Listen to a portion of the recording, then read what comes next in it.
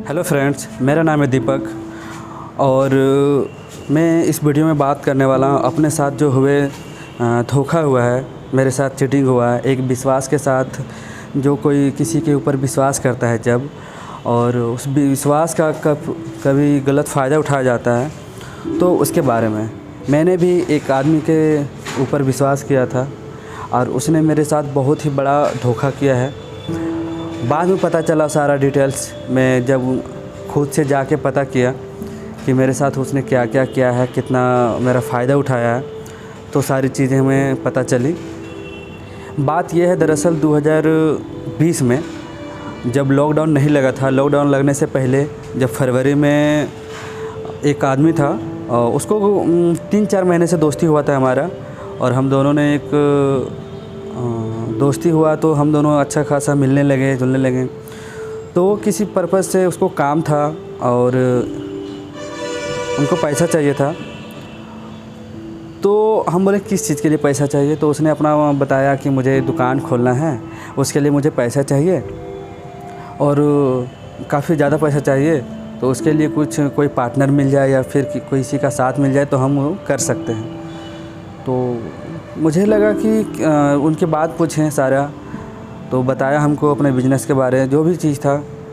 फिर मुझे लगा कि ठीक है, अगर ऐसा बात है तो हम भी आपसे जुड़ते हैं और देखते हैं, करते हैं, क्योंकि ऐसे भी तो कहीं ना कहीं काम करना ही है।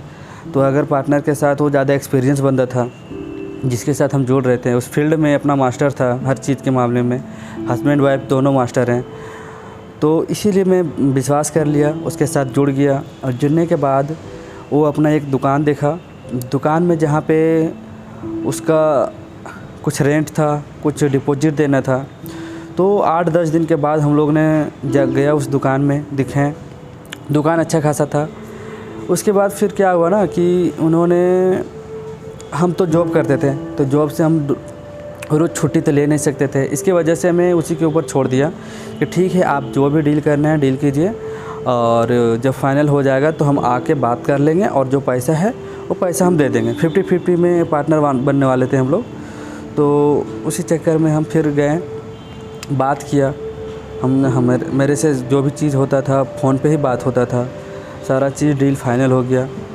फिर उन्होंने कहा कि ठीक है, दुकान वाले से बात हो गया है, डिपॉजिट मांग रहा है 2.5 लाख रुपया, और हम 2.5 लाख रुपया देंगे, जो कि हम दोनों का 50% होगा, हमारा 50 आपका 50। तो 1 लाख उन्होंने मुझे डिमांड किया कि 1 लाख अभी आप दे दीजिए, और उसके बाद में आके मैंने 1 लाख रुपया अरेंज किया और फिर मैं उसको दे दिया। 1 लाख रुपया नहीं दिया, 1 लाख रुपया था, तो मैंने कुछ पैसे बचा के मैंने उसको 70,000 रुपये कैश दिया, और कैश दिया।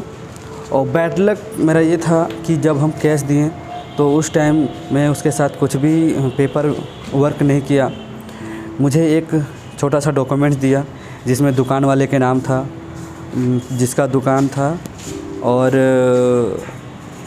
दुकान का नाम, दुकान कहाँ पे है, हम दोनों का नाम, हमारा नाम और फर्स्ट पार्टी का नाम, उसी का नाम था। फिर क्या हुआ कि दोनों का नाम था, तो फिर हम देखें, बोले ठीक है, विश्वास था कि कुछ नहीं करेगा मेरे साथ ये आदमी।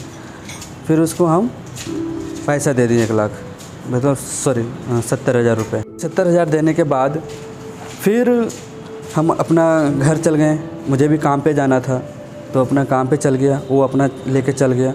फिर 1 घंटे बाद फ़ोन किए उनको कि कहाँ पे हैं, क्या कर रहे हैं। बोला कि ठीक है, हम उनको दे देंगे, पहले थोड़ा सा कुछ पेपर वर्क और करना है, उसके बाद देंगे, जब पैसा देने जाएंगे तो आपको बुला लेंगे। तो ऐसे ही चलता रहा 2-3 दिन। उसके बाद लॉकडाउन का टाइम था, लॉकडाउन लगा नहीं था, बस मैं आ रहा था, खबर आ रहा था कि लॉकडाउन लगने वाला है, लगने वाला। अचानक से 22 मार्च को लॉकडाउन लग गया। मतलब लॉकडाउन लगने से 10-15 दिन पहले ही मैंने उसको पैसा दिया था। फिर लॉकडाउन लग गया। लॉकडाउन लगने के बाद ना हम घर से बाहर निकल सकते थे, ना वो निकल सकता था। हम दोनों का कनेक्शन मतलब फ़ोन पे चल रहा था, डायरेक्ट मिलना जुलना तो बंद हो गया। और मैंने भी उतना रुपया दे के मुझे डर लगने लगा कि मैं क्या किया, कैसे टाइम पे उसको पैसा दिया। मुझे घबराहट होने लगी थी। और पैसा देने के बाद तो किसी को भी डर होता है मैंने किसी की तरह से कुछ पेपर वर्क भी नहीं किया था। फिर 1 हफ़्ता बीता, 2 हफ़्ता बीता, महीने बीते, 2 महीने बीते। मुझे लगने लगा कि लॉकडाउन अभी खुलेगा नहीं, और वो पैसा मैं कहीं से अरेंज करके दिया था उसको। उसके बाद अरेंज करने के बाद मुझे टेंशन था। फिर मैंने उनको 2, 3, 4 महीने के बाद, कुछ होगा 3 महीने के बाद उनको फ़ोन किया। मैंने बोला कि देखिए लॉकडाउन खुलने वाला है नहीं, बिजनेस इसमें होने वाला नहीं है। ऐसे भी पूरा जो भी मेरे पास पैसे थे वो भी ख़त्म हो रहे थे धीरे धीरे। इसीलिए मैंने उनको बोला कि अब लोग भी नहीं लगता है कि अभी ये बिज़नेस हो पाएगा, खुलेगा भी तो ये चलेगा नहीं।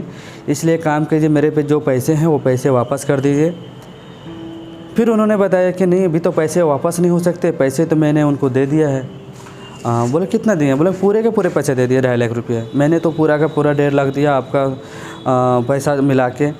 बोले ऐसा कब किया, मुझे बताया नहीं। बोला कि हाँ, लॉकडाउन लगने से पहले ही दिया था। मेरा तो मुँह ही बंद हो गया, क्योंकि किसी को बाहर आना जाना, मेरे पास उसका नंबर नहीं था मकान ओनर का। फिर बोले तो कुछ तो पैसा वापस करेगा, बिजनेस नहीं करेंगे, और जो भी पैसा बनता है वो रखे और बाकी काट के हमको दे दे। फिर कुछ दिन के बाद फ़ोन किए कि क्या बोला उन्होंने बोला कि नहीं, पैसा देगा लेकिन आधा पैसा काट के देगा।